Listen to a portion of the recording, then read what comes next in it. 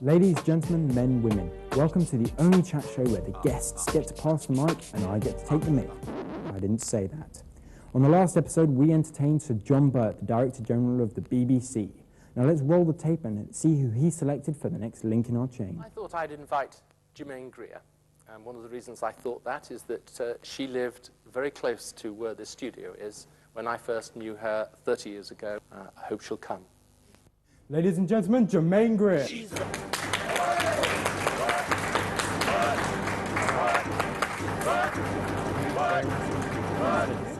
you. Germaine, I don't know if you're aware of it or not, but you are in fact the very first woman we've ever had on Pass the Mic. Are you ashamed? Well, this is our third episode, so... Oh, all right. Just the next one has to be... Oh, no, we'll see. You don't want to tell me that just yet. Now, John, of course, as part of the rules, had some questions for you. Yeah, but they were really earnest questions and quite unanswerable. This is DGJB you're talking about, please. Ask her what it was like to be a young woman living in London 30 years ago and what she thinks life is like for a young woman living in this area now. Well, I don't live in this part of the world anymore because I've gone to the country, as old ladies all should do. Well, strictly, you've gone to Essex, haven't you? I'm an Essex girl, it's true. Do you know any good Essex But girl I'm jokes? in the hilly bit. There's all those jokes about, what do you do when you've made love? You put the car lights on, and well, sorry to that, We're kind of neat Essex girls. I like Essex girls a lot. And I'm proud to be one. So John's second question was... what changes have taken place during the course of the last 30 years, and particularly what the impact of her ideas on feminism has been? What has the impact been of my views on feminism over the last 30 years? I hope that I'm not going to get the blame, is what I hope. I keep being approached by people who say, you changed my life. And I go, so I say, well, you changed your life. I couldn't have changed it for you. But if I was of any assistance to you in changing it, then I'm the one who is honored. I'm the one who's excited to think that. I did the only thing I knew how to do. I wrote a book. And a book is only as good as its readers. And the thing about The Female Eunuch is it had amazing readers. What was it that made you write the book at first? What was it from having these thoughts to actually sitting down and writing the book? It was anger. Anger. At this point, can I stop you for a second to bring on my assistant? This is little Luke. We created him in the YCTV laboratory for that fateful day when I get too much hair on my face and my voice gets too deep. Little Luke, as you'll see, is holding a bra. It's not just a bra, it's a padded bra. It's a padded bra. Oh man, think of the disappointment factor in this bra. The lady who donated the bra is actually in the audience right now, so let's be nice about the bra. But if I was... It's also a nippleless bra. Oh, it's not the silhouette you want here. If I was to mention your name to my grandfather, for instance, he would say to me, oh, burning bras, feminism, What was the symbolism behind the idea of burning a bra? Well, I don't know, but I imagine the idea was, what happened when we took our bras off, and I certainly did that, was that we thought that the real shape of the breast would take precedence over this shape. There are lots of ironies about bras. First of all, they hoist you up. So that means that every undressing is, as it were, a letdown. I must say I have actually found this today. I've been wearing this bra. Pretty ugly bra. The lady who donated this is also in the audience. That's a real passion killer, that bra. Ladies and gentlemen, my bra. I do find it very concerning. It is. Oh, it's a stupid garment. But, I mean, there's all kinds of things about bras. First of all, they give you the idea that breasts are both the same size. 50% of breasts, the left is bigger than the right. Really? 45%. Fantastic. Well, it's like balls, really. Is one of yours bigger than the other? Yeah, the left one. I'm normal. Than the right one, really? Well, it's not all that much bigger, but it's bigger. Yes. Isn't it? Do you want to check? Find out, why don't you? Let's... You can check. I mean, they won't break or anything, but there's no padding there. Would you give the young lad his bra back? That's how you put it away. Doesn't take two hands, boy. Thanks for that. Now, talking of breasts, I understand you share a publisher with Ginger Jerry Halliwell. Do I? Yes.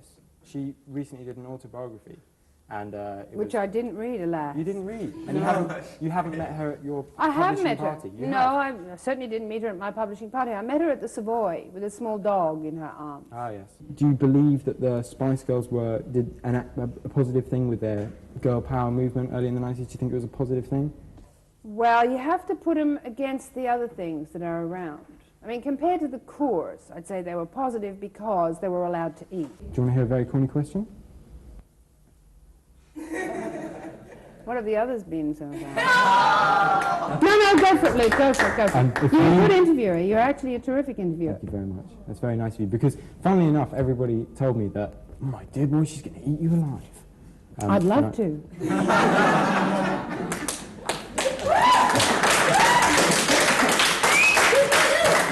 Miss Blushing. Don't you love him, Miss Blushing? Do you want to come and take over here?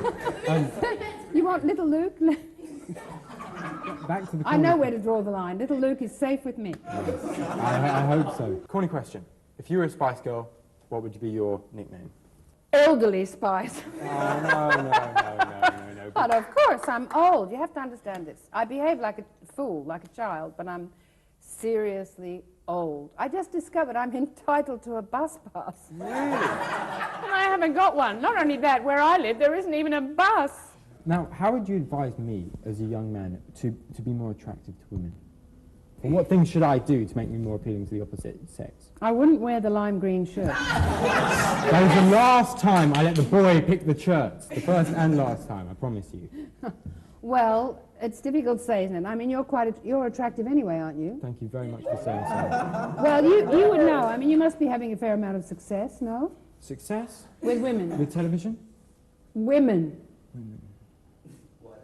No, career. They will come after, yes, women. They will come after my career, I believe.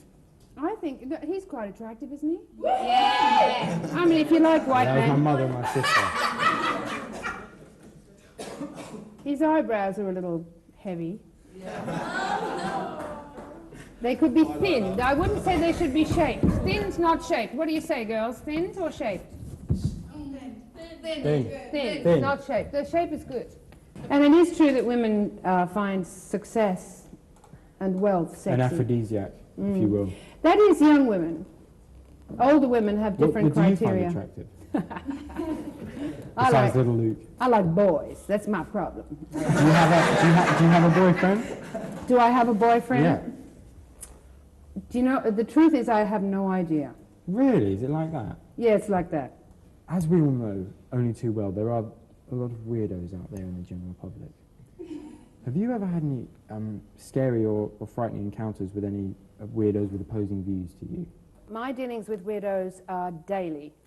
Really? Yep, all the time. At the moment, I'm being sent every day books and tapes by someone, but I try to tell this guy that they're part of his life and he should keep them. And what I'm afraid of is that he's unloading them on me because he's going to top himself. Really? And that's happened before. They're not always men, they're sometimes women. And very often they offer me violence. They say, one woman used to write to me saying, why do you keep denying our love? I will stick a knife in your stomach. I've done it before and I can do it again. Good God. And the frightening thing about that letter is her address was on it. It seems to me, but maybe I'm just getting a little crazy myself, that there are more nutters out there than there used to be. Because it's daily. And it's not just one a day. It's 1, 2, 3. Have the audience got any ideas on who we'd like to have Germaine invite into the studio? Any ideas at all? Ricky Martin! No? We want Ricky! Ricky Martin! He's got Security! Ricky Martin! No, Ricky Martin! Live in the visa! Now, there's something I have to tell you about Ricky Martin. He's a disgrace to salsa. The man... The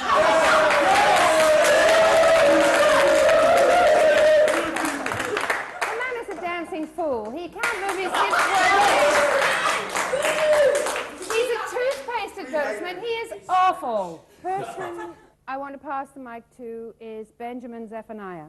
And I have two questions to ask him. One is, what does it mean to be black in millennial Britain? What is it, blackness? The second question is, why poetry? What is it that poetry does for you and could do for everybody? That's it.